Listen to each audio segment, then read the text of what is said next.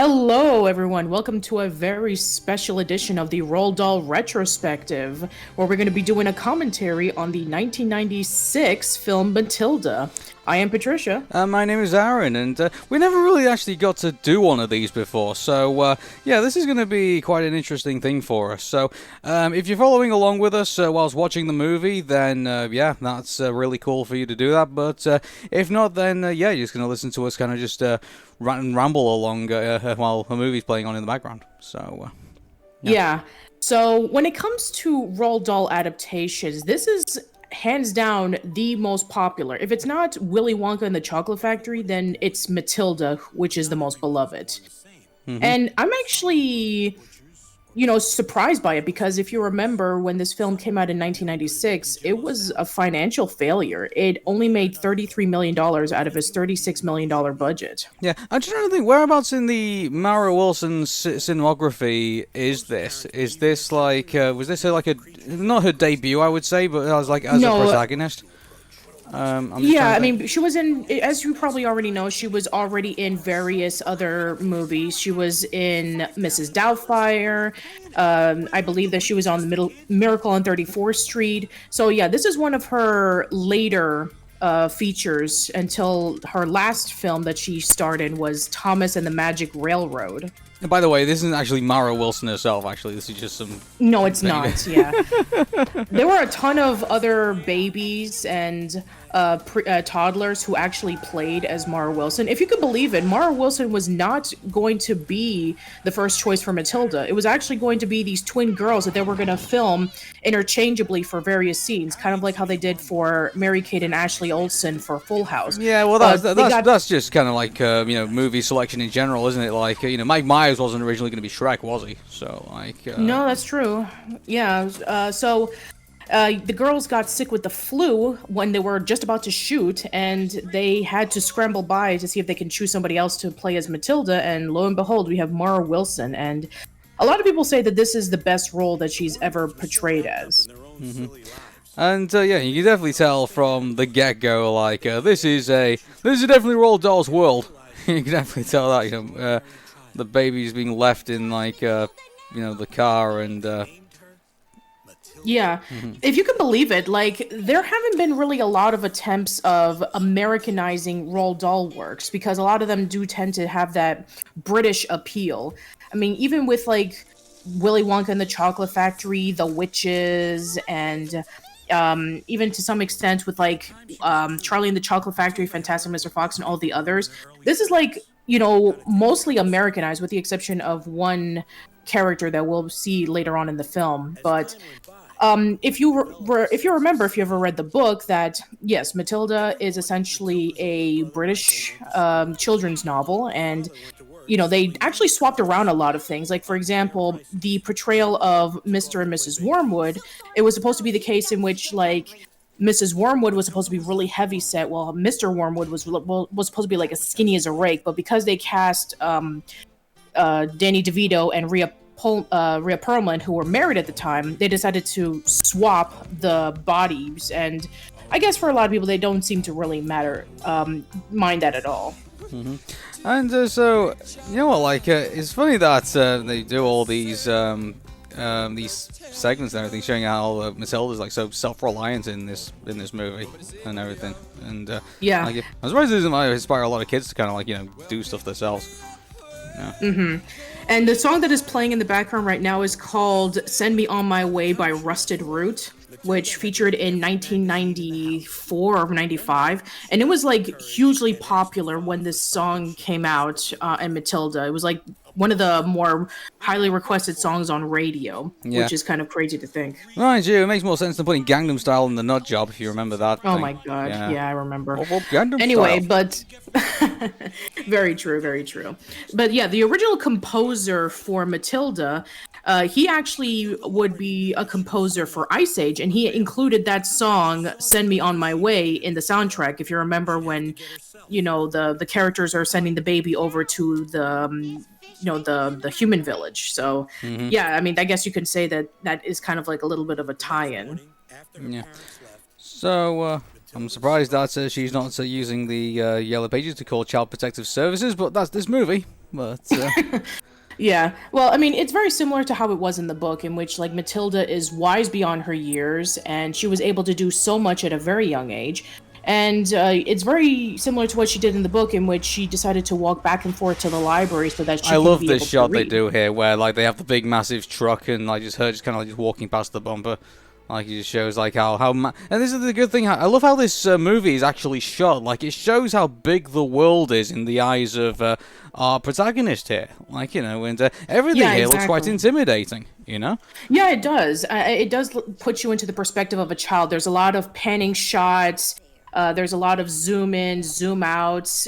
I mean, you could definitely tell with the camera operators, they probably had to like crouch down so they can be able to get various shots of everything that they needed, so that it can show the audience that this is how the perspective of a child is. Either that or it's bring your child to work day and they just get the kids to move the cameras around. But, Probably.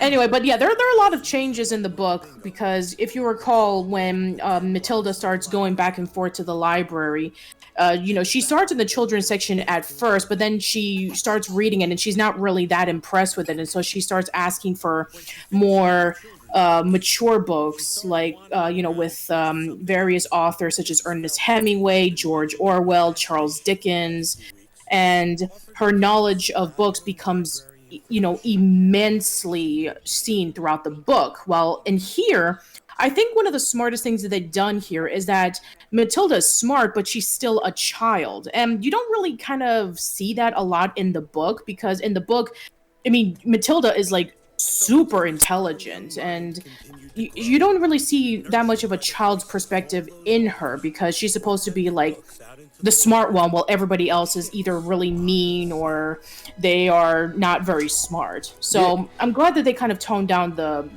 intelligence of Matilda. Yeah, just watching this scene, it kind of makes me feel like I really would have loved to have seen an episode of Hey Arnold where Helga Pataki would have befriended like this old woman in a library, this librarian, and like that's how she basically got her acuteness. For like her love for like reading and like art and things like that. Yeah, like and I have to say that I absolutely love the soundtrack here. Like this particular song right here, where she's going in and out of the library, is one of my favorites, because it just fits the whimsicalness yet the sadness so well. Who's the composer? David Newman. David Newman. Oh, cool. What else did he do? No relation to Randy Newman. No, I've seen Matilda, reading the books. Her parents are super mean and they don't understand her at all. You pay Randy now. Anyway, but yeah, they aged Matilda up in this movie. In the original book, I believe that she's either 4 or 5 years old. Well, they decided to make her 6.5, which was a little bit more closer to Mara Wilson's age at the time. And I think that the behind the scenes stuff of Matilda is really interesting. If any of you guys have the Blu-ray of Matilda, where you get to see like the Matilda reunion, as well as the commentary from Danny DeVito, where he discusses about various scenes, it's actually really interesting. I highly recommend that if you are watching the Blu-ray of this movie while listening to our commentary, then go check those stuff out if you haven't. Here's something interesting. I know Mara Wilson has attended conventions. Has Danny DeVito ever attended like panels or anything like that? Maybe he has. Maybe for like It's Sunny in Philadelphia and some other stuff. But I don't know if they ever did a Matilda panel. I mean, they should. Well, no. I just meant Danny DeVito in general. Like, if maybe he has. Because it's just I know people who have like met Mara Wilson like behind the scenes, and she's like a really nice person from what I gather. So like, it'd just be interesting to see what has anyone. I know Danny DeVito's probably got his fans as well, but absolutely, yeah. So Anyway, but yeah, as you saw earlier in the scene in which like Michael, who is Matilda's brother, is very mean to her. In the book, he was not like this at all. He was actually the nicest out of everybody. But the problem is that he was just so boring. You know something? I'm just looking at this now. Danny DeVito kind of reminds me of Gomez from the Addams Family if he was shrunk in the wash. Yeah, he kind of does, doesn't he? He's creepy and he's kooky. That mustache is really doofy. Whatever. Okay. We're the Wormwood family. Okay, so this scene was also in the book as well, where he's telling his family about like how much money he was able to make from selling used cars that were obviously rigged and broken down on purpose so that he can be able to profit the benefit. And I think that that's actually really interesting if you saw in the background that they have Budweisers right there in the tables when it's obviously for kids. Yeah, and it's just the one thing I would say about the way that he conducts his operations. Like it's that was a big problem, I think, back in the time that they were making this movie. Like there were a lot of lots that were like rigging cars and stuff like that, and a lot of people, lot owners, were getting into trouble for doing that. So like Yeah, it was exactly. yeah. So Now, here's the thing that I've always noticed, even when I was a kid, when watching this movie, when Harry was given off the numbers, and Matilda says it's $10,265. That's actually wrong. The correct amount is actually $12,265, but that's just a minor nitpick. So this is the first scene in which when Matilda decides to get revenge on her parents for treating her so horribly, which is your typical Roald Dahl thing, in which there's a timid yet optimistic kid who has to go through really mean guardians. do you know what's so interesting? Like, I'm sorry if I'm going into like more societal kind of like issues here, but there's a lot of kids who react in different ways to like abuse and things like that, and neglect and stuff like that. And so the typical kind of like TV kind of like version of it is kind of like a kid will like go off the rails and go into crime and things like that. But then you have like this situation where Matilda is obviously rebelling against her parents, but doing it in a kind of like a more comedic way rather than like, and so that's all. Like she'll go on to like, be wanting to be more intellectual about things rather than kind of like going the other side, if you know what I mean. Right. So like, Yeah, she's not Helga from Hey Arnold, in which she's really angry and really pessimistic about everything, and she is kind of distant from everybody, with the exception of only a handful of people. Now, here's the thing for those who have actually read the book, that it's actually a reversal of the things that Matilda does. You see, the first thing that Matilda does in the book is that she adds glue to her father's hat, and then it gets stuck into his hair, and then she does the hair dye. So in this one, they actually swapped it, which actually makes a lot more sense because there's a progression between the hair dye from the hat getting stuck and then having his head completely chopped off, looking really, really bad. So I think it was very smart. I'm trying to think. Was there ever a scene in the original Matilda book that they actually the father actually took both the kids took the kids to the to his place of business? I'm trying to remember if that actually No, happened or there not. was never a scene like that. I mean, the only time in which we do get something like that was when his father starts talking to Michael and Matilda off conversations, like, "Oh, this is how I do things." It's like, the car runs as sweet as a nut, which is obviously from Roald Dahl, and this is when Matilda's like, "Oh man, Daddy, you're cheating. You can't do this." And then he's like, "Oh, what do you know? You're just a stupid child." Now, this is something that is clearly not from the book. It's like obviously Mr. and Mrs. Wormwood didn't have candy and chocolate and cookies for breakfast. In the book, it was a typical English breakfast. It's like sausage, baked beans, toast, eggs, bacon. It was overboard, like unbelievably over the top. But I guess because there is this whole message about like the kids are acting like adults and the adults are acting like children, which I remember when this movie was being promoted on Nickelodeon and Danny DeVito was, giving like little snippets about the movie. And he was saying like, "Oh, the kids are the adults and the adults are the kids. And there's no kissing in this movie," which there clearly is. It's kind of like a fake thing. It's like, "Oh, kissing gross." Okay, the bit was definitely not in the book. It was like people weren't Oh, spying on. absolutely not. Yeah. The only Is time in which that you do hear is that the guy from beats in P? the book. Is that guy Pee Wee Herman?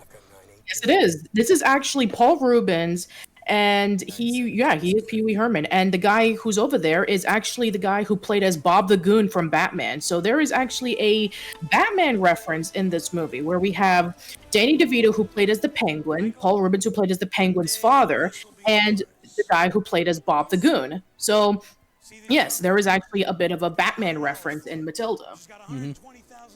Oh, well, good. So yeah, I like the way that the whole lot is kind of like a complete mess in a way, and Yeah. Yeah, kind of make it sound like it's a half-ass, operation and stuff. Yeah, which they do briefly talk about in the book, but here in this movie, it's a lot more detailed, which I do appreciate because you get to see the scumminess of the cars that Mr. Wormwood is selling. And they added in the police into the movie because they wanted to show about how much of a criminal that he is, which the only time in which you get to see that in the book is towards the end when they're trying to run away to Spain because of all the allegations that Mr. Wormwood was doing for his cars when people were complaining about how faulty they were. Mm-hmm. I think, are these, I don't see how much research Roald Dahl did for this, kind of this thing. I mean, are these actually, real things, actually, people who cheat cars do? Oh, absolutely. Like this scene right here where Mr. Wormwood is taking the drill and he's doing it in reverse. Roald Dahl said that he actually knew somebody who did that and he decided to implement that into the book, which of course, if we already know from Roald Dahl, pretty much a lot of things that he experienced from his life were implemented in pretty much every single one of his children's books. I believe Craig Ballard also told me that Big Bob Pataki was also based on a crooked car dealer or something like that. So it's funny how these great creative geniuses of our time seem to run into dodgy car dealers pretty much the time, and they end up in their creative material. Right. And right here we have the second thing that Matilda does is that she adds glue into her father's hair and he can't be able to pull it out because it's stuck. Now here's the thing. Now in the book, Mrs. Wormwood did play a lot of bingo.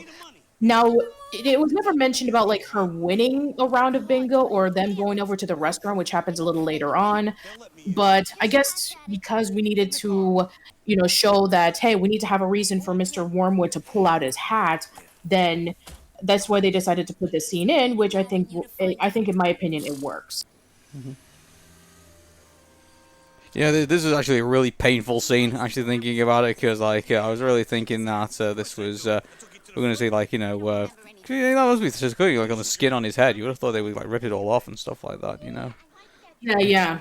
Now, it's actually so interesting because I think I remember, reading something on the Matilda wiki or something that they actually have, the Ritz is supposed to be, a European restaurant that I believe is either it's, Dutch.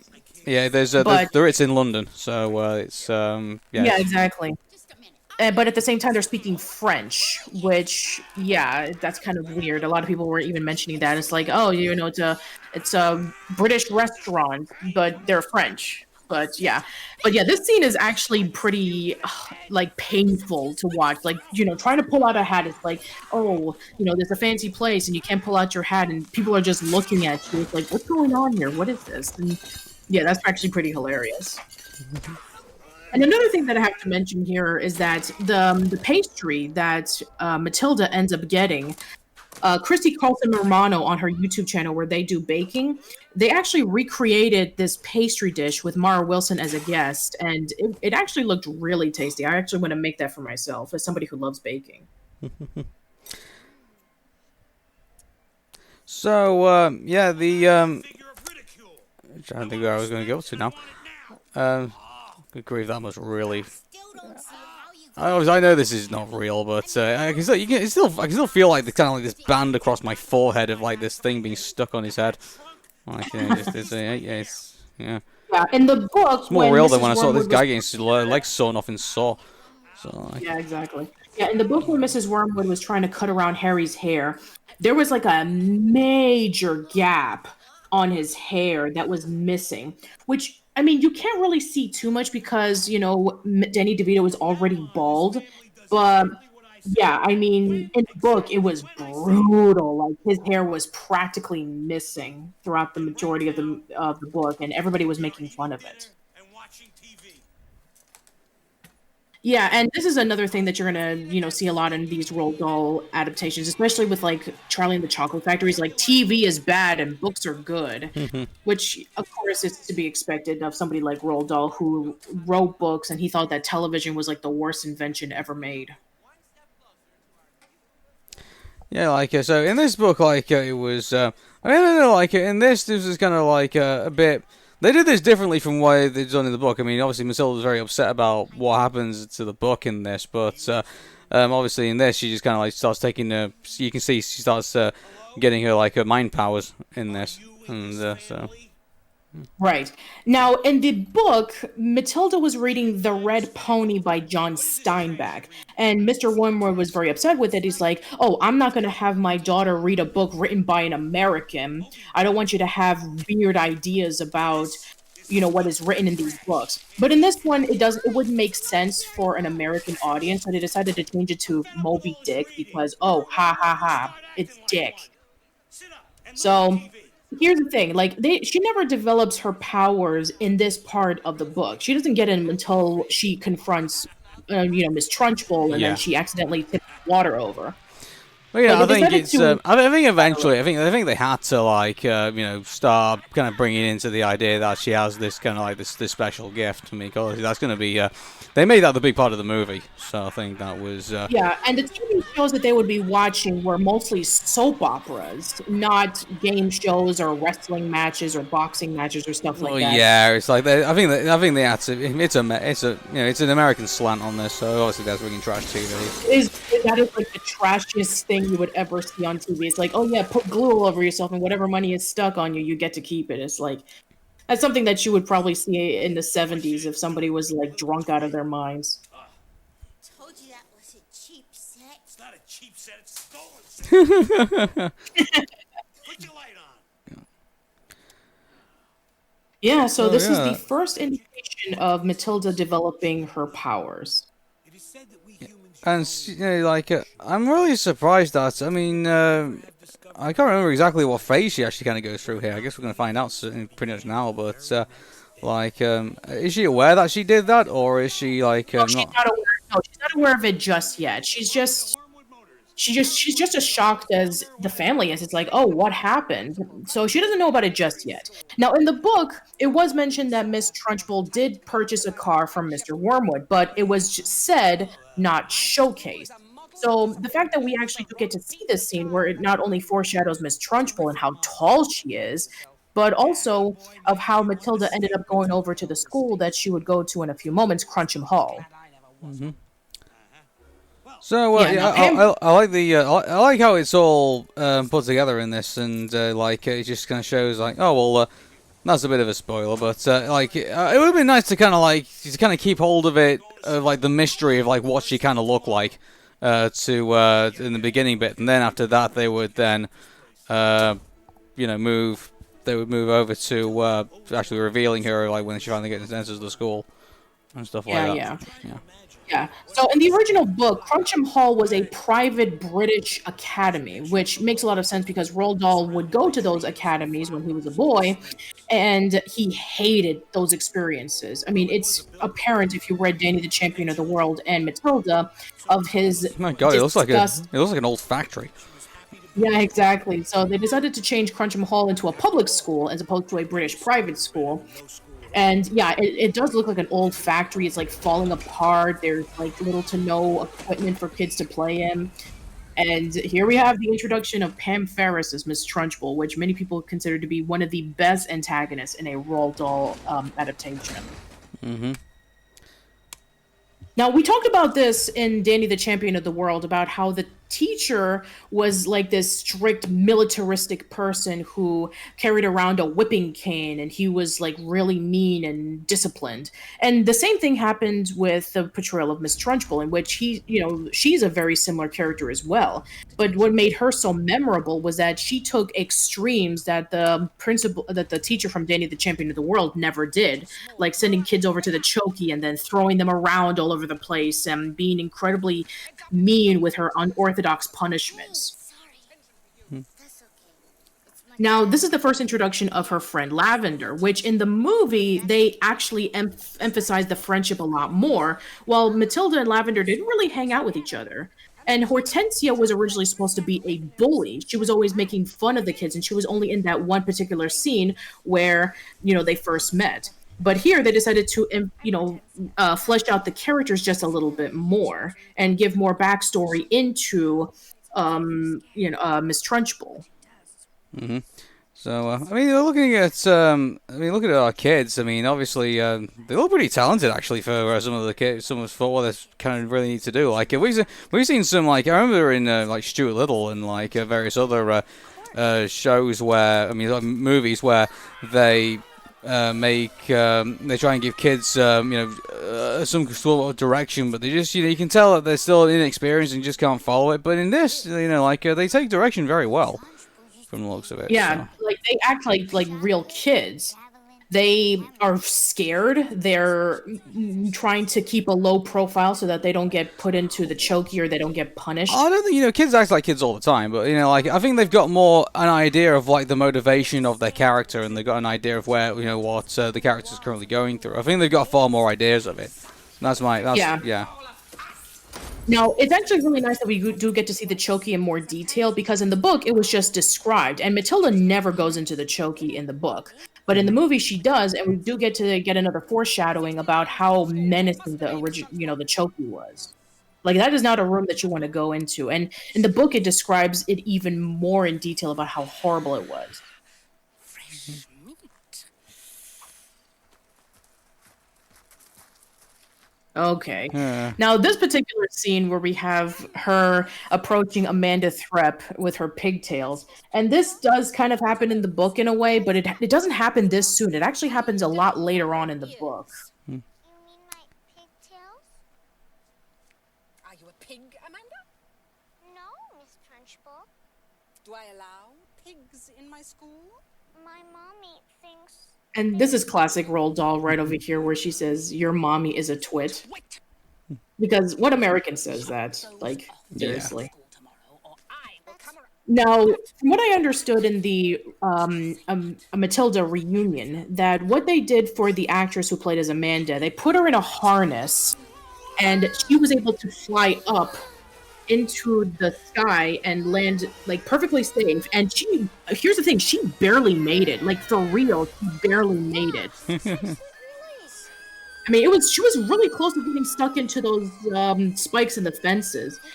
And I think that, with, I think that it was even mentioned in the reunion that she actually had a really good time with it. She wasn't afraid of heights, and she actually wanted to go another round. But they were like, no, we got the scene where we wanted. You did a really good job. So, yeah, I think that, for a kid, it's like, oh man, I'm scared. It's like, I don't want to experience anything like that again. But no, she actually had a blast with that scene. It's like, I got to fly.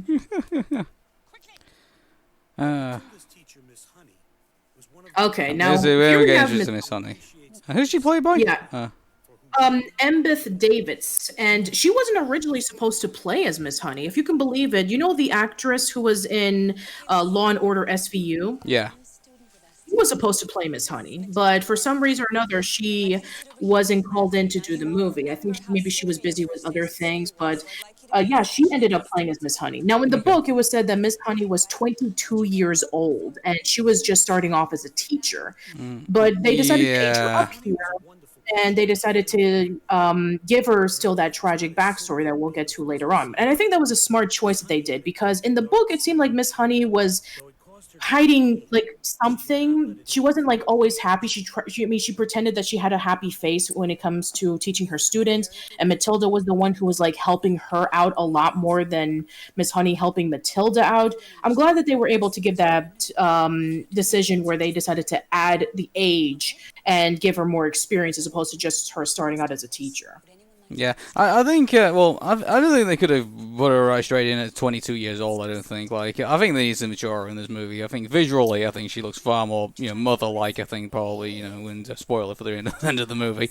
But, yeah, I think I think the casting, I think, was probably done pretty well. Man, mind you, when you really think about it, the casting, they really did, like, the seat of their pants in some way, because obviously they had all these issues that they had that were unforeseen, and all of a sudden they had to rush out to try and get people, as mentioned before, with, Mara Wilson as Matilda. Exactly.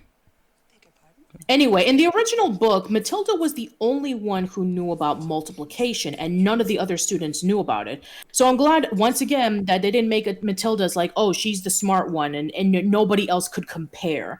They decided to make the students, they know their times tables, but they know the basic times tables, while Matilda knows the advanced times tables, which, again, plays into her intelligence, but not making her into a complete Mary Sue. Well, yeah, I think it's unfair to call Matilda a Mary Sue. I think in this because she clearly she does have her faults. Yeah, like exactly. Yeah, like like at the very beginning, like you can see that she's unable to control her powers. So like at the very beginning when she blew the TV set off, I'm sure she didn't mean to do that. So right, and you have to understand that she was mostly raised by her parents who didn't want anything to do with her, and she didn't really interact with a lot of people, so that's why she is the way she is. And here's that scene right there where she was talking about like Dahl's chickens, which is a reference to the BFG when the BFG was mentioning about the books that he knew when talking to Sophie. Yeah, I mean, one thing you'll find that in all these movies, Roald Dahl's stories always tie into one another. It's kind of like it seems like the universes are. I mean, even the various places, they're all aware of like they're in this universe.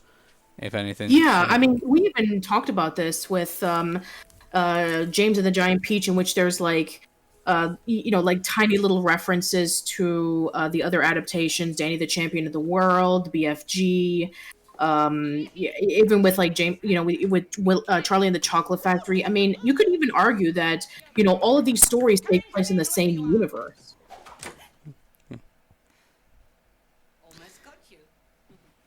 Now, this is a really good scene right here because you can clearly see that Miss Trunchbull has a hatred for her job and for children. She just wants to be authoritative just for the sake of keeping people in line. And it's great foreshadowing that. I like how in the background she's got a saying say, "Thou shalt not kill." That is so ironic. Very sweet girl. And very bright. A bright child? Yes. Yeah, like the concept of a smart child is like an anomaly for Miss Trunchbull because she thinks of children as like, pathetic, stupid little worms who need to be disciplined and grow up to be miserable adults like she is. Well, it makes, which doesn't make all that much sense, really. Like, how's this school still open if it's churning out kids that are just, incapable of doing anything in the world? Again, very similar to Roald Dahl. He grew up around 1930s. That's how it was back in the day. Like, people were very disciplined. If you did something wrong, you got whipped in the cane, or you used a belt to, smack in the hand or something like that. So these are based off of real life experiences. But when the book came out in 1938, stuff like this wasn't done anymore. So they decided to just play the over the topness of the cruelty of the teachers, especially when it came to adaptations of Roald Dahl books. Mara Wilson's adorable in this, I have to say. Yeah. She's like, she's like the sweet little girl that everybody wants. She's like the next door neighbor that you get to see, and she's like outside selling lemonade for 5 cents. Yeah, and then the next day you turn out and there's police tape all over the door, over the walls, and you find out that something terrible has just happened. So, oh dear. Well, you just asked me how school was. So she's got. For a minute, I thought, what would be funny if they made like when was Men in Black? Men in Black came out in what was it, 97? 97. So it was a couple of years after this movie, wasn't it? So 1 year after. 1 year afterwards, yeah. It would be funny if she had like a quantum physics book, kind of like like a reference to like the one thing that Will Smith shot in the in the basic firearms training. I'm curious, what company produced Men in Black? That's a good question, actually. Because this was done by Tristar, so if they could have snuck in maybe a Men in Black reference, that would have been interesting. So yeah, once again, this is the scene in which when Miss Honey goes over to the parents' house to talk about how well she's doing. And this is a very similar scene in the book in which they're talking about like, we don't give money to charity.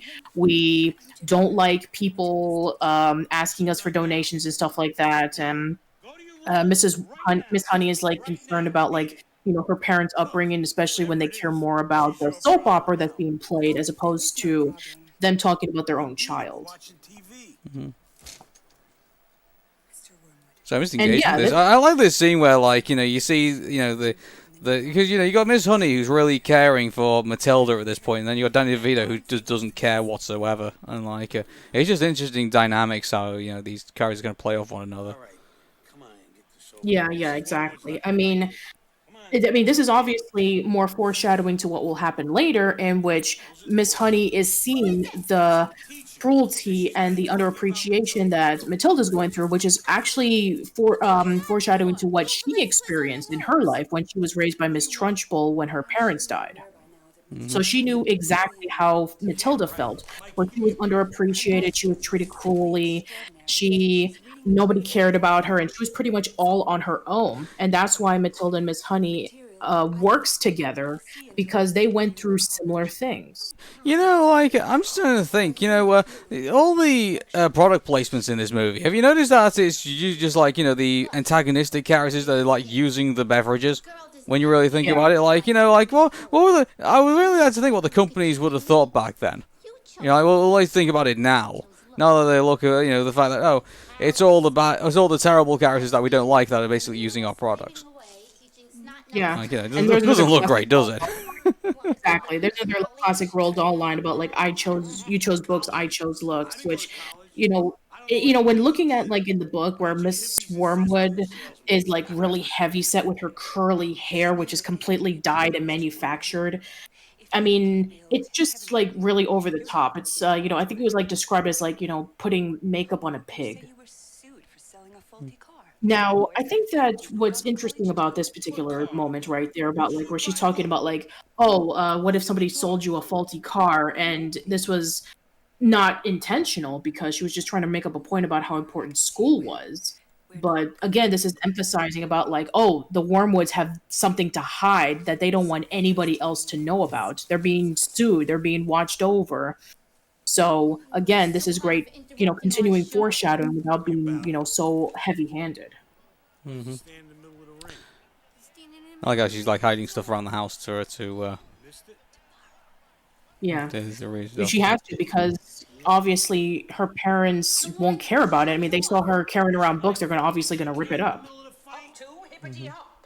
The entire school will go to the assembly room immediately. How loud is she speaking, in which the loudspeaker is, like, almost to the point of breaking? Yeah, to the point where a guy probably on the back is having to point the finger through the thing to insinuate how loud the speaker actually is. Oh, yes. Now we have this scene. Bruce Bogtrotter, otherwise known as, according to the official Roald Dahl cookbook, Augustus Gloop if he was empathetic. Yeah. No, I'm not joking. Yeah. And it's just like, mind you, like, doesn't this kind of show... I mean, obviously they're showing this to, obviously, as a kind of like, oh, this kid's going to get punished for doing that and he's going to get his comeuppance and that. But if you think in this scene, like, it makes Miss Trunchbull actually look kind of weak in this. And let me explain Now, why. in the original book, from what I understand, that Bruce Bogtrotter was actually eating the cake from the kitchen behind Miss Trunchbull's back, and then he was captured, and then Miss Trunchbull decided to punish him. But in the movie, it's not exactly clear if Bruce even did it or not. Now, at what point were you going to say? Sorry, like, because if you they're going to bring out the cake and then he's going to eat it all, and then obviously the whole place is really cheering because obviously he's managed to do it. So, yeah, no, it was different in the book. It was different in the book. Now, in the book, Bruce was more than happy to eat the entire cake. I mean, he was enjoying himself until only the last few pieces left, and Matilda was the one cheering for Bruce, while everybody else was staying silent because they didn't want to get in trouble by Miss Trunchbull. Now, in the movie, what they did is that, again, very similar as I was saying about Matilda's character, they decided to show the struggle of Bruce as he was eating the cake when it was in its entirety. And the actor actually hated chocolate cake. In scenes where he actually had to eat it, there was a bucket that he had to, like, spit out the cake because he hated it so much. Mm-hmm. Well, you know, it's the dedication of an actor to obviously eat this kind of stuff. Yeah, exactly. It's like with Mel Blanc where he was allergic to carrots, and he was eating the carrots, and as soon as he was done with that recording where he was chewing, he spat it out to prevent him from breaking out into hives and his throat closing in on him. Oh my god, Miss Trunchbull is the type of leader you want to see hanging from a balcony. So, Mussolini reference. But, so, yeah. So, yeah, just, Yeah, so these scenes kind of like drag out really. Like, there's not really much to say about him. He's there eating the cake, and it's just insinuating the fact that he's You enjoyed that, Brucey. eating it all. So, yeah. I mean, at first it does start slowing down because it's obviously, oh, she's letting him eat the cake. It's not poison, it's not rigged, it's nothing out of the ordinary. This moment right over here is the tense moment where he has to eat the entire thing in front of his peers. And he will not be excused until it is all gone. Sweat and blood. And seriously, that part is just disgusting, where she's like rubbing her nose, especially if she is, working in the cafeteria where she has to be clean. She's not even wearing a hairnet. Her hands are not even washed. Her apron is a mess. Look at that. She scratches her butt with no care in the world. Eat it. So, yeah, just that scene alone is what increases the intensity of this. mm-hmm. Now, again, I think that what makes this scene really work in the movie is that, Matilda is the one who's thinking about everything because, her friendship with Lavender was kind of downplayed and, obviously Bruce is having the time of his life eating this cake all by himself, but here he's struggling. He is trying his best with one bite at a time. In a way, they've kind of missed an opportunity here. I mean, couldn't they have had, like, Matilda, like, kind of insinuating that she's using her powers to, like, help, the kid get through the gag reflex to, like, eat the entire cake? I mean, how would she do that? I mean, like, her powers would be, like, more telekinetic, so, I mean, what, she would make the cake float up or something? Well, no, she would just, I don't know, she somehow made the TV explode, I mean, I think that was like due to pressure because according to the book, it was said that she was storing so much intelligence in her brain that she wasn't able to let it out, was how she got her powers in the first place. You can do it, Bruce. Now, in the book, as mentioned, yeah, Matilda was the only one who cheered while everybody else was silent, but they decided to make everybody cheer. Because, this came out in the 90s where it was like kids rule and adults drool. So it's like, hey, the kids are the ones who are the heroes and the adults are the bad guys. Yeah.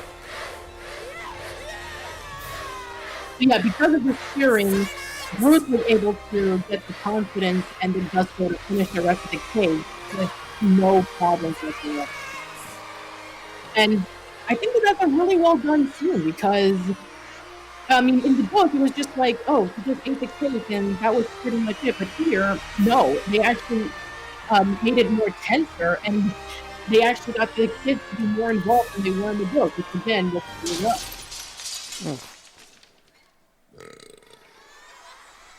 Shut up!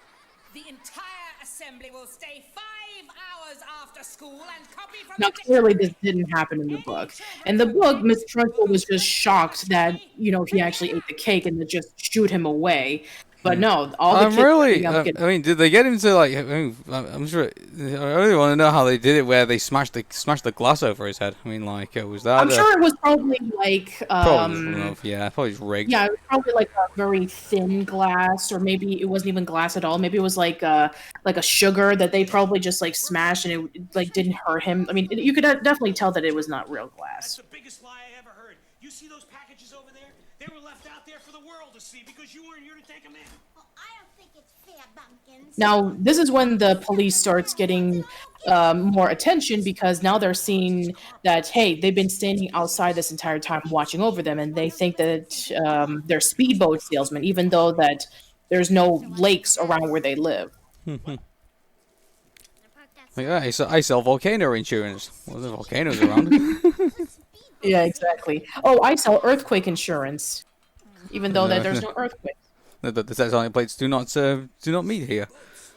There are no lakes around here. Yeah, but some people like to go away on the weekends. Some people have fun. And again, emphasizing the whole, oh, the kids acting like adults and adults acting like children. I mean, they're eating marshmallows with jelly beans for dinner. I mean, like, again, emphasizing like, oh, they're just acting like a bunch of like, self-privileged children with, not wanting to listen to what the higher authorities have to say. Now here, in this book, in the book, Matilda, Lavender caught the newt on her own, and she was not even surrounded by any of her friends whatsoever. She decided to catch the newt because she just so happened to have the idea of putting it over to Miss Trunchbull's glass of water overnight. Well, here they decided to emphasize the fact that, hey, they're starting to become more friends, and they're starting to learn more about news, and they decided to, use the news as revenge for, essentially, treating Matilda horribly because, Matilda was the one who brought them together as friends in the first place. Okay, young lady. Teach you a lesson. What lesson? You and your father think you can make a fool out of me. My father? The guy with a stupid haircut. I'm nothing like my father. You're the spitting image. The apple never rots far from the tree. Miss Honey! Miss Trunchbull teaches our class today, Lavender. Please get a water pitcher. But Miss Honey! Quickly, she'll be here any second. Come on. Make sure the water's cold, Lavender. Hurry. Finny, cover the fish. Put away the art projects. Put away anything colorful. Oh, Charlie, won't you get those crayons for me? Most great ideas. Now, this particular scene, I think, is really well done because if you remember from Roald Dahl's childhood, it was a very similar situation in which when they decided to get revenge on a lady who ran a candy store, and they decided to put a rat into it, and it was kind of like a very similar thing in which they wanted to see the reaction of the lady sticking her hand into the candy bowl and pulling out a dead rat. And eventually they did get caught and they were punished for it, but they felt it was kind of a nice little homage to Roald Dahl's childhood for having that in there. Mm-hmm. So these are the types of scenes I just kind of like want to sit back and just see what happens. Yeah, I guess so. It's like, oh, it's not like we're riffing the movie or anything like that. I actually tried to do this a few years ago with my friend Jim when we were doing a Goofy movie, but we just ended up enjoying the movie so much. It's like, we don't care. I don't want to do the commentary anymore. Let's just watch it, enjoy it. Mm-hmm. But yeah, again, this never happened in the book, in which, with Matilda ending up going over to the Chokey, but Miss Trunchbull going over from classroom to classroom talking about, oh, you are, teaching children horribly, you can treat them like this, did actually happen in the book, but it happened like towards the end and not like towards the, the second to third act. Miss Honey, this could be the most interesting thing you've ever done. Oh my God, no. I usually see what these practical effects that they do, like, Sit down, you squirming worm. Yeah, like, for example, Pam Farris, she is very tall, but she's not this tall. They decided to give her more effects by, like, various camera angles and different shots to appear tall so that she can be able to seem intimidating to the children. Miss Honey taught us how to spell a long word yesterday. We can spell differently. Now, the scene with Amanda spelling difficulty did actually happen in the book, and this is definitely something that Roald Dahl would have put in. It's like, oh, I'm going to say a very unique way of spelling the word difficulty with Mrs. D, Mrs. I, Mrs. FFI, Mrs. C, Mrs. U, Mrs. LTY. Mrs. C, Mrs. U, Mrs. LTY. Why are all these women married? Mrs. D, Mrs. I, you're supposed to be teaching spelling. Yeah, that actually is hilarious, by the way. It's like, why are all these women married when, she has no condescending of the term marriage because, she only cares about being an authoritarian to children. Baby, just because your vag is an ashtray doesn't mean everyone else's is. Maybe so. So from what I understand, the kids were like legitimately laughing because apparently like they didn't really know too much about like, oh, Mrs. Trunchbull is going to be drinking a newt from the water. So Spit it out. those laughs that the children are doing are legit laughs. Like they had no idea that this was going to happen. That's good direction if that's the case. If you want to get natural reactions, that's what you do. I mean, that's what they did with Willy Wonka and the Chocolate Factory, if you remember. Was it? Yeah, don't you remember when Gene Wilder was limping and they didn't know that he was pretending to limp? Oh yeah, I remember. Didn't Gene Wilder want to do that bit, and he said he would refuse to go out if he didn't do it. So that's exactly right. yeah. So that didn't come from the director. That came from him. Yeah. Well, I mean, behind the scenes, of course, it's like, oh, I'm going to do this, and I'm not going to tell anybody that we're doing this because I want a genuine reaction. Yeah. Now, this is a really nice turnaround when Miss Trunchbull is talking to Matilda and basically, making her the lowest that she's ever been. And she even says a similar thing to what Mr. Wormwood did earlier in the movie, in which she was like, I'm big and you're small, and I'm right and you're wrong, and there's nothing you can do about it. Which he did say, which we said, I'm smart, you're dumb, I'm big, you're little, I'm right, you're wrong, and there's nothing you can do about it. Which, again, is playing into, that full circle that we were talking about. And this is where her power starts coming into fruition in the book, where she actually tips the water and the nuke flies all over her.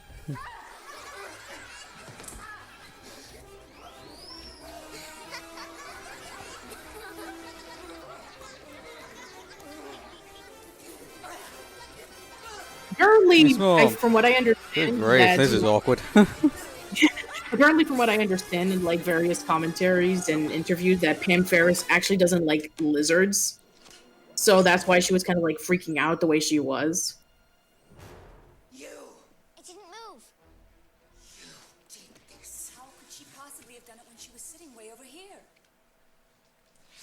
Have you ever been intimidated by a teacher? It's like, oh, if you don't do this homework, you're gonna get an F, or you're gonna be sent over to the principal's office. I'm sure that every kid at some point has been through a similar situation. I'll tell you a true story. I once was intimidated by one of my teachers, and when I went to college, I once walked past my school. I literally walked in, and we just kind of confronted him really and just said, hey, this is, you told me that this, that, and the other, and hey, here I am doing this, that, and the other, and he, I don't know, he didn't. I think we just kind of he kind of acknowledged it, and then I think we kind of left it at that really, and I have no idea what he's doing now, but yeah, there was that incident that happened. So interesting. Yeah, as for me, it was a math teacher for me because I wasn't understanding math, and this teacher clearly didn't care about teaching her students. She just wanted to just say her stuff and then just get out of there. Mm-hmm. And I had someone approach the teacher saying, hey, the students have been complaining and they are not able to understand math very well. Can you help them out? And she did it hesitantly. She didn't do it in a way that it was very nice. And after a while, I stopped going to that teacher altogether and I got somebody else, which was definitely a major improvement over me learning how to do math. Now, in the book, when Matilda was attempting to tip the glass over, she actually did. And the teacher was like, oh my goodness, you know how to do that? And I'm really glad that they did not do that in the movie, because again, it shows the relatability of Matilda as her being absolutely perfect. Yeah, well, this is the thing. It doesn't get to the. This movie is her about kind of discovering herself in a way. So I think it's just to all of a sudden just kind of to do it out of the blue. I think would make all that much sense. I think it's something that she needs to kind of harness her powers, if you will. So, exactly. Yeah. If Avatar Aang mastered all the elements of air, wind, water and fire, it'd be probably a show going 3 seasons long too many, So. Yeah. Well, even with Korra, even though that she mastered earth, water, and fire, she had to still master air, and it was all about her getting into her spiritual self, which she was not being able to do. She was more focused on the physical stuff. Mm-hmm. And that was what played into the series. Okay, now we get into Miss Honey's backstory about her childhood, which is almost done beat for beat like in the book, but it's done really well in the movie, in which she kind of like doesn't tell her immediately that that was her childhood. So. Her father was a doctor, and he needed Now, what's an interesting I reference? always keep forgetting the backstory. Like it was his sister to come and live with him. because her mother died, and then her father passed away afterwards. I believe. Yeah. Yeah, exactly. Now, it's never fully hinted in the book or in the movie of how, her father died. Now, in the book, it's kind of insinuating that maybe Miss Trunchbull killed him so that she can be able to gain the inheritance of the money and the house. But in the movie, it's never stated that at all. Yeah, I think I don't know. Like, would there be any? I mean, Miss Trunchbull's already terrible to begin with. I mean, like, it would her being implicated in Miss Honey's father's death really add any more gravity to the situation? Unless if we knew more about Miss Trunchbull's backstory, which we actually don't. There's no backstory of Miss Trunchbull knowing about why she hates children or what her upbringing was like before she was brought in to help raise Miss Honey. I mean, it was mentioned that she was Miss Honey's mother's stepsister. So is she supposed to be like the ugly stepsister stereotype in which she's supposed to be like mean and nasty and jealous? Yeah, just like I mean, I would really be interested to see like Miss Trunchbull's what her backstory actually was. Like, I don't know, like my mother and father were Nazis, and that's how I was brought up. I don't know, it's just something along those lines. Yeah, this is another thing that we have to say a lot in these Roald Dahl books is that there are so many backstories to characters that we want to know more of. Like, we would have loved to know more about the relationship between Luke's grandmother and the Grand High Witch, and we would have loved to know more about the other backstories for other characters, and it just leaves a lot to be desired. But the thing that I do appreciate in this movie is that in the original book, Miss Honey was poor, and I mean very poor. She had no furniture, she had no food, she had no water. She essentially told, Matilda, hey, come have a seat, and it was just nothing but boxes. And the only thing that she was able to grab was like these 2 little cookies that were in her cellar that had nothing in it. So again, I know that they were trying to bring up the tragedy of Miss Honey. It's like, I ended up having to leave the only home that I have, and I was able to live in this essentially like a shack. But in this one, they decided to give her that, she's a lot more stable, and she's able to get out of her aunt's shadow, even though that she wants to go back to her home so badly. And then, we have this scene right here in which they actually do venture into the old house, which they do twice, and they never did that in the book. She also they need to give her a bit more backstory in this way. She seems to have appeared in the 1972 Olympics.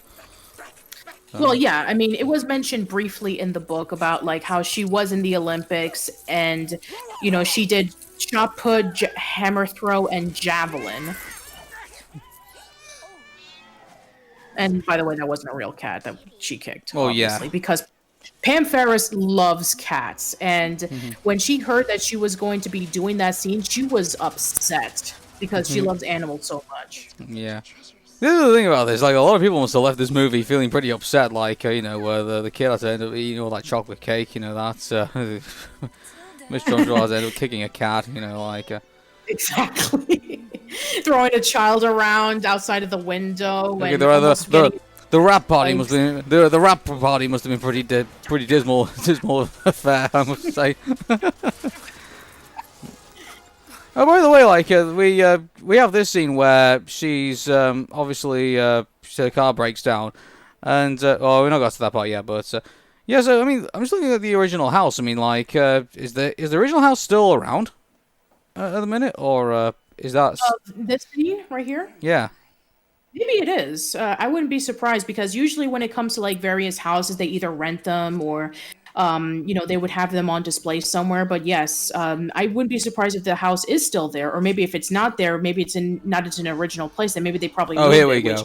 Yeah. Like, there we go. This is interesting. Like, did she have to like, I'm assuming that they probably would have. I don't know. Maybe there's probably something underneath helping her kind of like drag the car around. Or lift the car, yeah. Yeah. Probably like a device to like help ease, like to push the car, yeah. But this is just to emphasize about how strong she is. Yeah.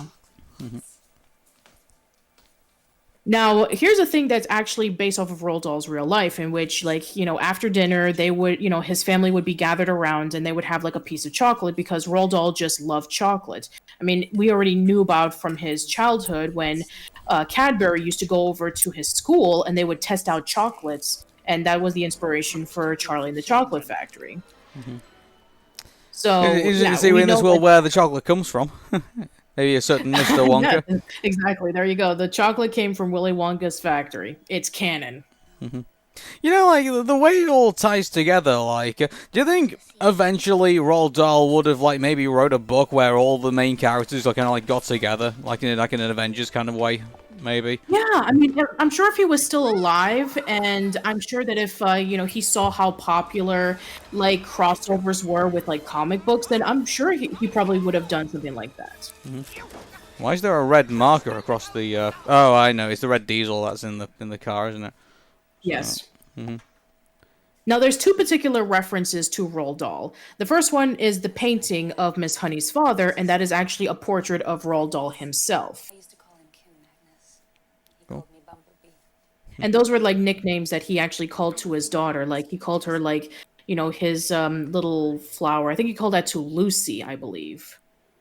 And then obviously is the more obvious reference, which is the Lissy doll, which was Miss Honey's doll and is obviously based off of Lissy Doll, who is Roald Dahl's widow and who is the producer of this movie.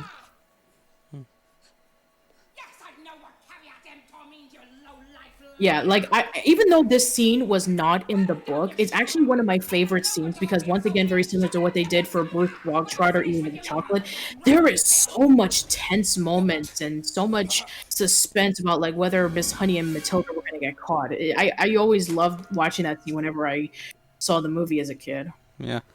Mind you, like, it wasn't all that intimidating. Like, even if you did catch him, what you were going to do? Like, just like... I mean, probably would call the police saying, like, those people, like, trespassed in my house. Because, I mean, she was even mentioning about that when she was confronting the children. It's like, do you know it's illegal for somebody to go into your home without their permission? So, yeah, she probably would have called the cops on them. Okay. And the fact that Matilda, her family was already in trouble with the police to begin with, I mean, that probably would have added in more reason of, to arrest the Wormwoods. Okay. So, well, yeah, we get to the scene where it's, Who's in my house? Now, again, this motherfucker. Yeah. So, obviously, because this scene is not in the book, they decided to make it a suspense moment. It's kind of like when they introduced Slugworth into Willy Wonka and the Chocolate Factory to give a villain, because there was none in Charlie and the Chocolate Factory. But again, very similar to how Slugworth was done, this scene actually works really well. And I think that, again, I know that they probably needed to, like, put in some more scenes that they felt that would interest kids. It's like, okay, we're going to have a scene in which when Miss Trunchbull is going to see who's the one invading her house, and Miss Honey and Matilda need to find ways of hiding in very unique situations.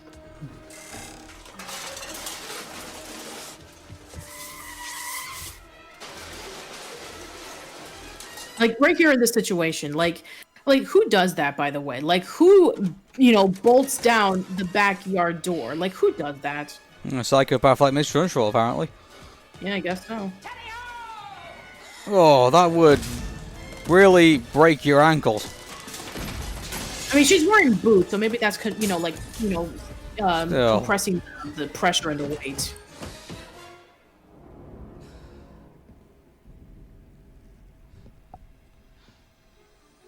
Now, what's interesting here is that obviously this is like a follow-up shot where, you get to see Miss Trunchbull from the back and you get to see the surrounding scene where, obviously we have the door being bolted, the closet door being open, all the pots and pans falling all over. And it's obvious that, hey, if a person's going to be hiding, the most obvious place is under the table. It'd be funny, like, if she was like doing the splits, like, on the ceiling, something like that. Like, just. Oh my goodness, no. That would hurt.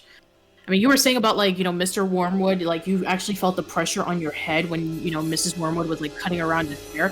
I felt that. Yeah. I felt that pressure.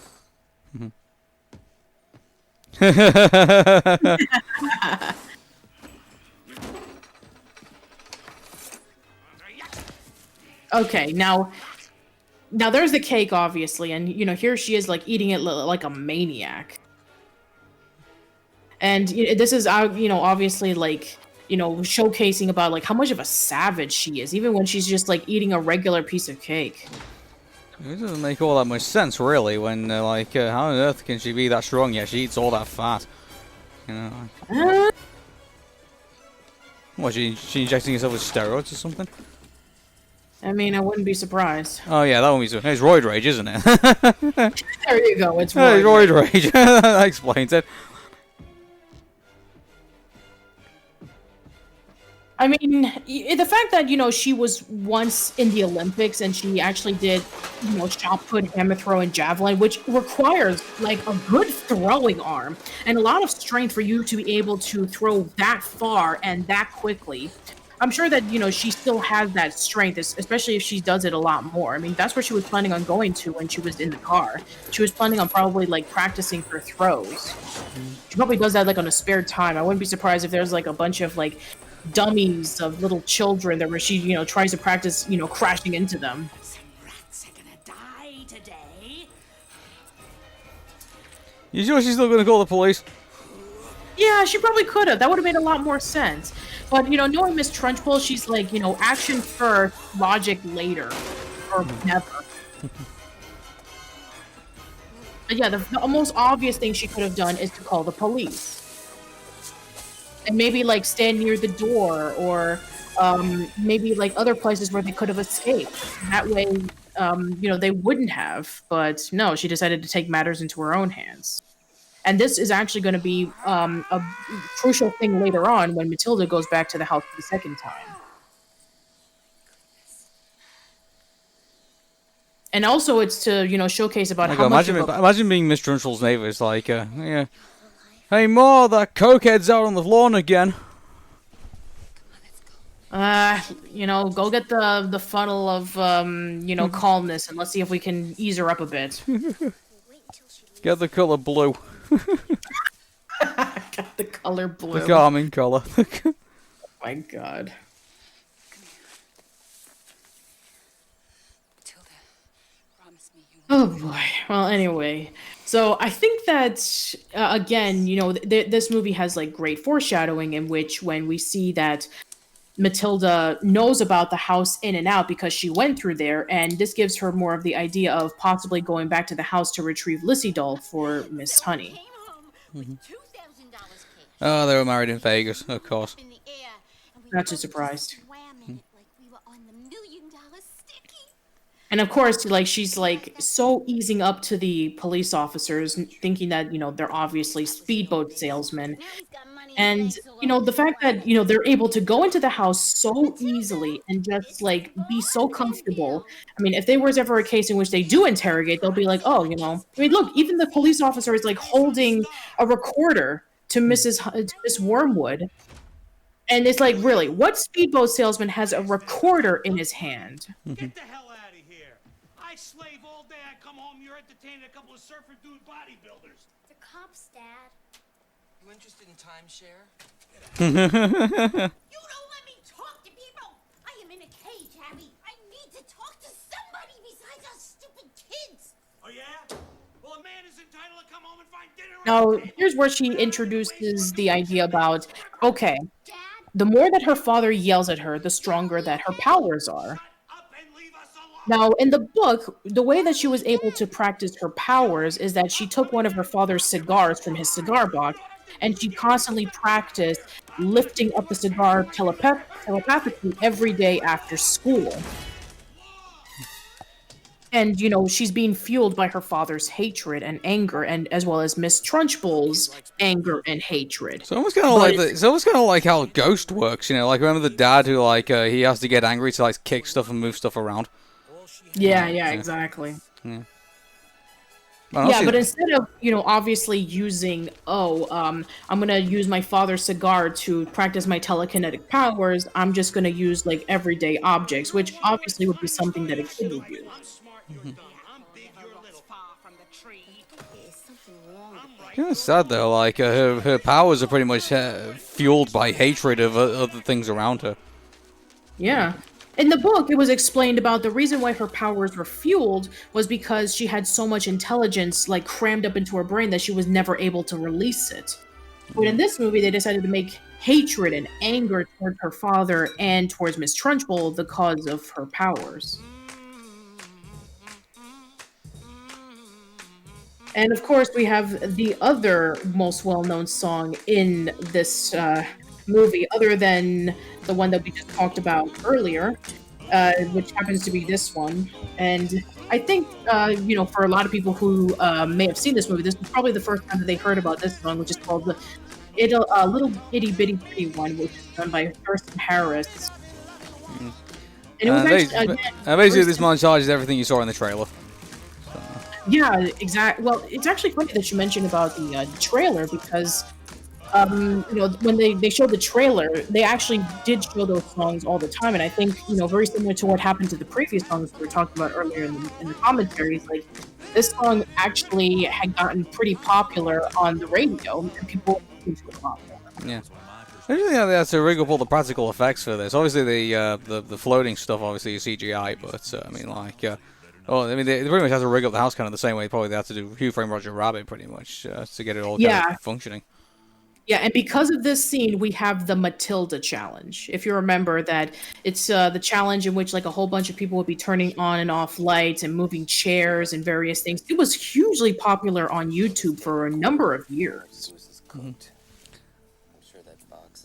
So now here we get to the point where this is interesting because obviously the police have she's tolerated them for a while because she wants her father to get her comeuppance at some point, but eventually she doesn't want them to get too far, obviously. So she's obviously playing around with them at this point.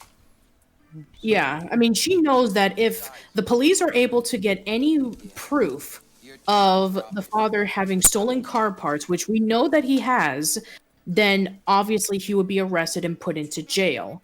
But because, she wants to give her father a break and hopefully that he'll learn his lesson, then she decides to play around with the police officer saying, okay, I'm not going to put up with you guys anymore. I'm going to, delay you guys from doing what you need to do. You could lose your job or even go to federal prison. And she even mentioned about, you can't, search the house without a warrant, which obviously you can't. No. But they decided, hey, because we're so comfortable with Mr. and Mrs. Wormwood, because they think that we're speedboat salesmen, they'll never suspect that we're in their garage looking around for stolen car parts. There's another crime in the making. Your car is about to run a stop sign.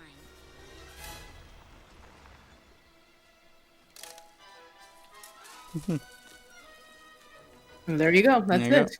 It was that easy. So she bought a little time for her dad.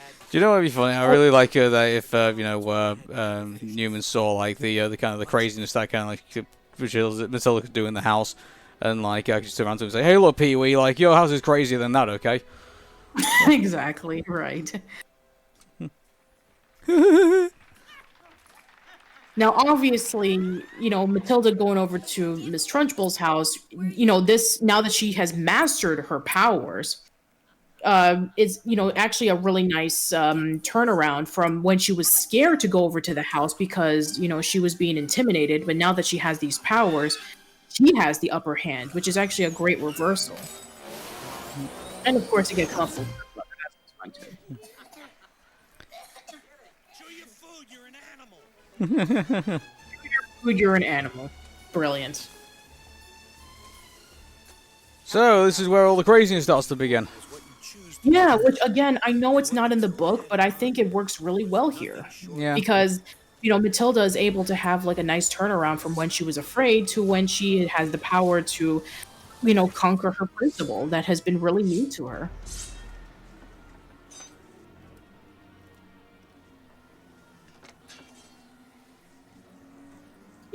She's pretty content with the fireplace and eating chocolate that was in the wrapper, sure. So I've never known anybody who does that. no, I don't either. I think I heard of some people they would eat the chocolate with the wrapper on, and then they would just peel the wrapper from their mouth. It's that's really weird. I know. Why would you do that? I mean, It's yeah, kind of like eating chewing gum with the foil still on it. I don't like it. yeah, that is weird. Yeah. When I'm listening to the music from David Newman, doesn't it almost give you like a Danny Elfman kind of vibe to it? Yeah. Like, well, you have to go in these directions, haven't you, with types of scenes like this. Like, I think if they kind of like played it more for laughs, really, I think it really doesn't kind of match the tone. So, like, Yeah, this definitely isn't Ghostbusters shit that's going down here right now. It's not, of course not. But it's definitely a much more consistent soundtrack than something that we saw from The Witches, in which they didn't really know what to do with certain scenes. So, interesting that did they actually put Mara Wilson on a roof? Yeah, that's what happened. Yeah, so Mara Wilson is climbing up onto the roof so that obviously they have like the string where the doll is being done. Well, there's a bunch of wind that's being blowing up. Yeah. There's some foreshadowing for you. You gotta love foreshadowing. She could really care less about this house, couldn't she? Yeah, and just that scene right over there where there's a bit of a goof. It's like, just when she was about to walk over to the window, she was already by the window looking at her teacher. So it's like, oh, she teleported. That's what she knows how to do now. Yeah.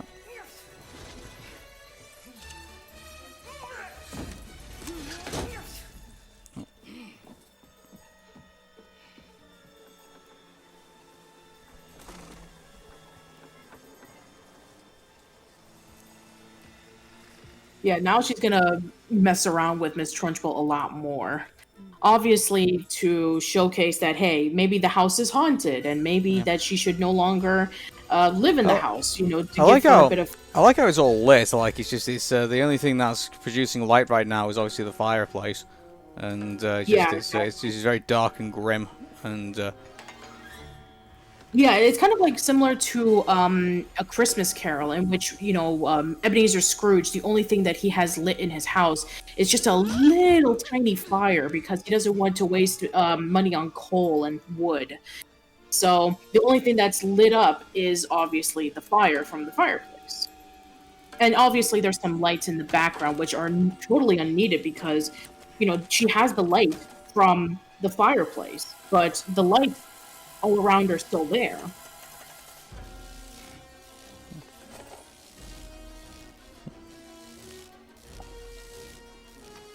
And again, this is good shadowing. Yes. It's good foreshadowing later on because when, she thought that, oh, Matilda may have, snuck into my house when she finds the ribbon, now she thinks that, oh, it's the ghost of Magnus, taking revenge on Miss Trunchbull for kicking her daughter out, treating her cruelly, and, stealing her money, and, maybe possibly killing him. It's not really hinted at, but that could be a possibility, too. How would you feel in a situation? It's like, oh, everything from your house is falling apart. Lights are going off, stuff is being trampled all over the stairs, things are flying up into the air. You would be scared out of your mind. This is the thing though, it's because it's Matilda doing all of this, it's you don't really see the intimidation of it. You kind of, at least I didn't anyway. So it's it was, I don't see have I missed this? What's the significance of the clock turning midnight and the clock turning hourly basis? It's time is going so quickly. It's how is it doing that on its own? What would happen is oh, it's 9 o'clock one moment, and then it's 5 o'clock in the morning in the other. It's just 2 seconds. Oh, here we go. This is when Miss Trunchbull finds out who is the one responsible. You know what? They shouldn't have I don't think they should have pointed this out right away. I think they should have just kind of left it there, it was, in the bushes, and then you should have found out eventually that it was her. To be fair, it was a windy night, and we did see the ribbon flying all over the place. So yeah, but it's I would have liked to have seen Miss Trunchbull had went round the house with a fine tooth comb and then found the ribbon on her own accord, rather than the wind just kind of handed it to her in her car, if that makes sense. Sure. It would have added more to the intimidation, I would have thought. Okay, that's fair. Yeah. See, Kyle, Trunchbull. Yeah, and you can definitely see that, she is a wreck. Her hair is all a mess. She looks a little bit tired, and she's like walking really, nervously in a bit. And yeah, you can definitely tell that she's up to something. Really raving mad. What is it your father used to call you? Hummingbird? Bumblebee. I'm sure she knows the doll's missing. He called her Trunchbull?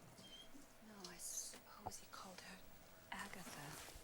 Yeah, and this is great foreshadowing because she's knowing about what, Magnus called Trunchbull and what was her nickname, so that later on she would write it to the chalkboard to think that that was the ghost of Magnus trying to get revenge on Miss Trunchbull for how he treated his daughter. I would like. Is it coming a bit soon? Sorry. Is it like the fact that they're talking about this now rather than like I thought maybe this would come up in conversation when they were in the house.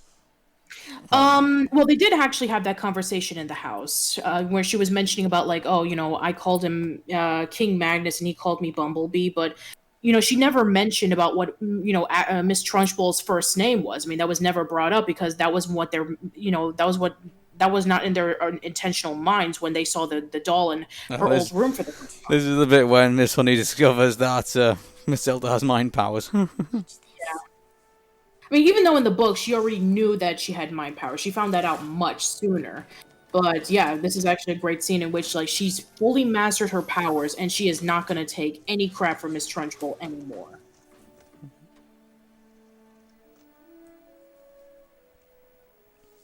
No more Miss Nice Girl. Yeah, she means business. Inside, quickly, run! Run! Get against the wall, against that wall, quickly! Don't make me wait! Water! And hold the newt! Join the ranks! Move! Oh yeah, she looked really pissed because she knows that she was the one responsible for causing all that mess. Even though, I mean, I can understand like the window shutting down and maybe like the lights going on and off, but how is she going to explain to Matilda you were the one responsible for moving my picture from the wall to the fireplace and then floating the picture in from the room to the living room? How is she going to explain that? I don't think that she's a raging lunatic.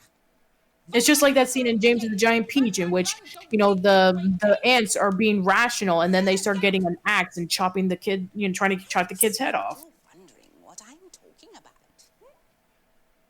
Yes. A child came to my house.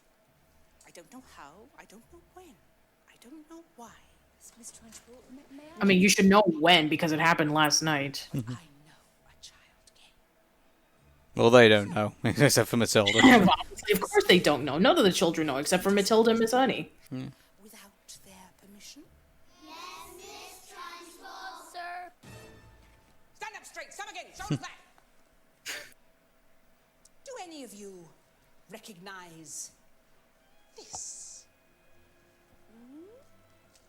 Let's Yeah, like, where they recognize a little ribbon where any of their friends could have worn. ribbon yesterday and isn't wearing one today. Can you answer me that? Who does this disgusting ribbon belong to? I shall personally see to She's taking this very dignified, isn't she? slime. Oh, absolutely. Lilliputian who owns this disgusting ribbon will never see the light of day again. Miss Trunchbull, I was the one who was at your house last night. I know I broke your arm once before. I can do it again, Jenny. Oh. am not. Yeah, that's great. Yeah, I mean, that's something that you could report over to the principals. Like, I mean, well, not the principal, the school counselors. Like, oh yeah, by the way, the principal of this school is being a raging lunatic. She almost tried to break my arm.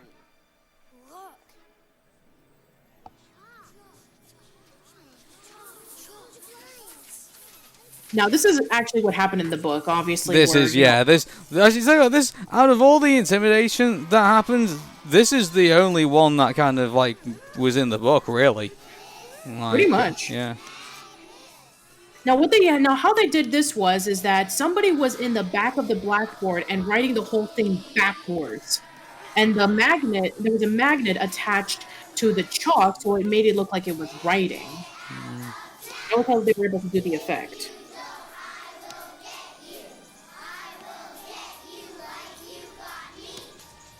Oh, jeez. Yeah, like, now in the book, that was supposed to be it. Like, the moment that Miss Trunchbull saw that, she ran away and she completely disappeared for good.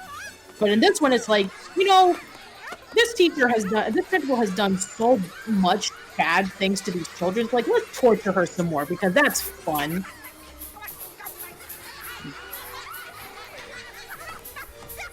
I thought Miss Honey actually, I thought it was actually kind of different a little bit, really. I thought, because I remember, like, I guess I remember it backwards, I think, from last I watched this movie. But, Yeah, like, she fainted, and then she started, like, doing a whole bunch of stuff to the children for revenge. But, yeah, from what I understand, the moment that Pam Farris fainted in this particular scene, apparently, like, she, like, twisted a finger or something, or, geez. broke something like a pinky or a thumb. But yeah, like that fall was hard. It was really hard, and she had to continue going through with it even though she was going through a little bit of pain. So in the second form of the final boss No,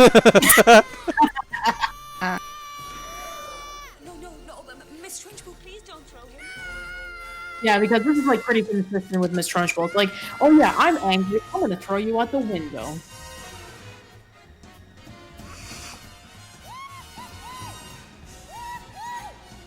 And obviously this was blue screened while the kid was hanging around in a harness. That's how they were able to do the effect. But you can definitely tell, by the way.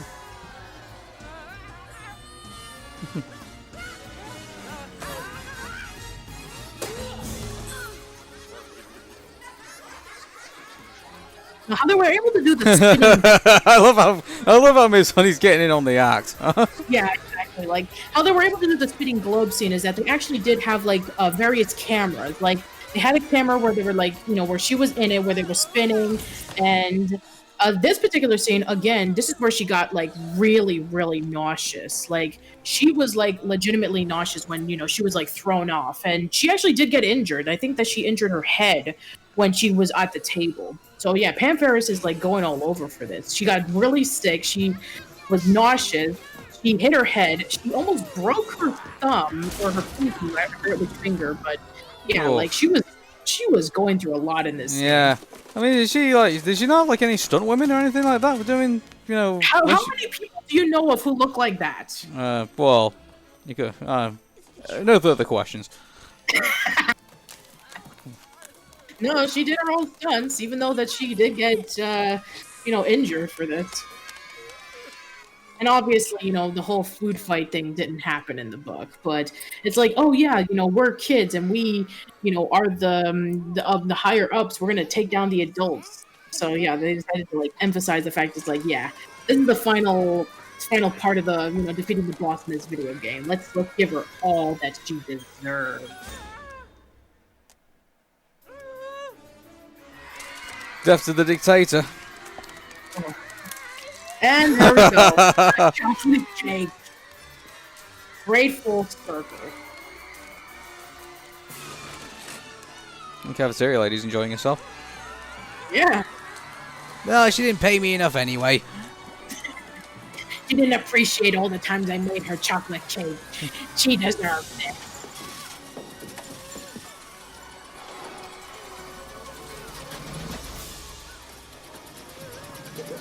Yeah, and that's it. The Trunchbull is gone. Never to be seen. You would have thought for like a final act she would like try to drive into the kids or something like that, but no. Oh yeah, sure. Like, yeah, let's cause more damage for Miss Trunchbull, sure. Yeah. So, how is it legally that Miss Honey now owns the house? I mean, she owned the house technically to begin with. I mean, in the book, it was discussed about how, Miss Trunchbull, like, was kind of responsible for the death of Mr. Honey, and that, everything. They found a will from Mr. Honey saying that Miss Honey owned everything legally, so that's how she was able to get the house back. Now, there's a few scenes, obviously, like, when Miss Matilda was talking about, like, did you know that the mouse beats 650 beats per minute, which is obviously from the witches. That's something that Luke and his grandmother talked about. And then we have the scene in which when the police are after the wormwood, and they're like, oh man, we need to get out of here. In the book, they went to Spain. Yeah. But in the movie, they went to Guam because it's a U.S., territory. Yeah, which doesn't make all. I mean, they might as well just said that they might have just gone to Spain. Like a lot of criminal enterprises hang out there, pretty much. So, like, I think that because it was a more towards American audience, it's like Guam would be a lot easier to go to than Spain because. Well, why don't they just say, "Oh, we're going to drive to Mexico"? Or Mexico. Yeah, they could have gone to Mexico too. Yeah, because if it's good enough for Sarah Connor, but apparently it's not good enough for Mr. and Mrs. Wormwood.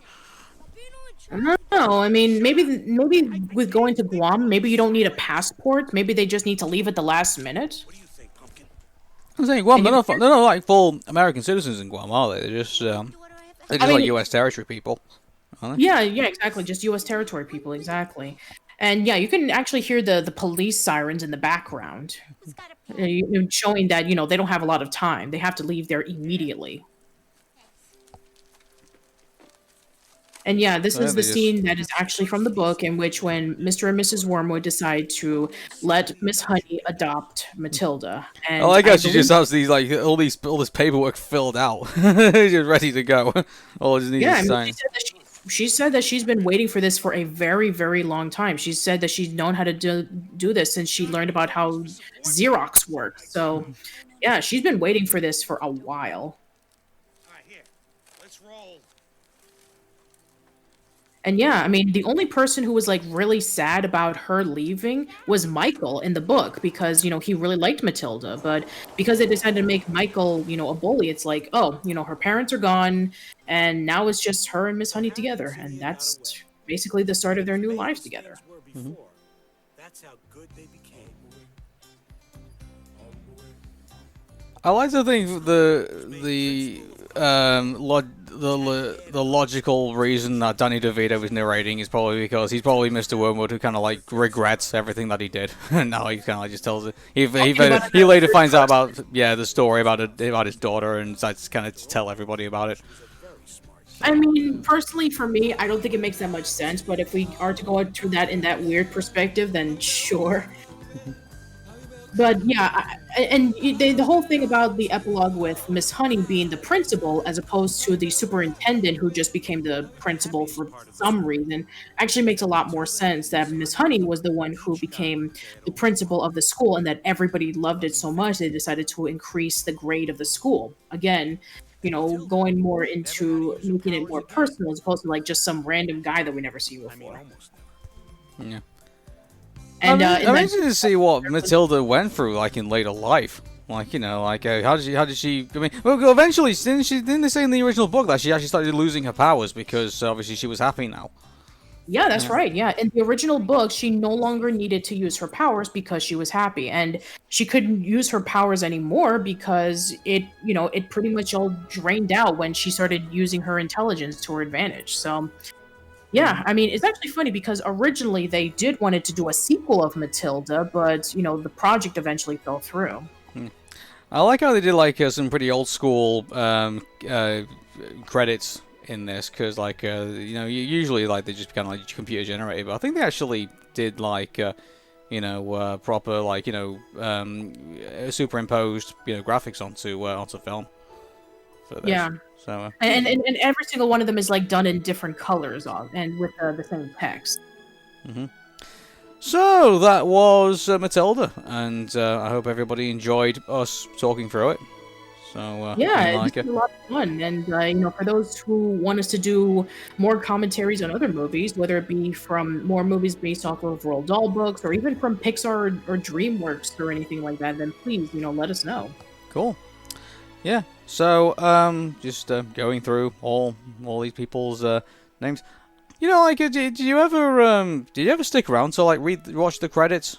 Pretty much, like, I mean, there wasn't really much reason to do so except just kind of figure out all the people who kind of did it, and You know, Yeah, and right there for Susie Wilson, who was Mara Wilson's mother, who passed away during the production of the movie. oh, She wow. was able to see like a rough draft of the movie right before it was released in theaters, but she passed away before the movie was released. All right, then, Yeah, everybody. So, enjoy watching the names across the screen, and yeah, I hope you'll check out our casual chats for the Roald Dahl Retrospective for this really fun movie. Yeah, absolutely.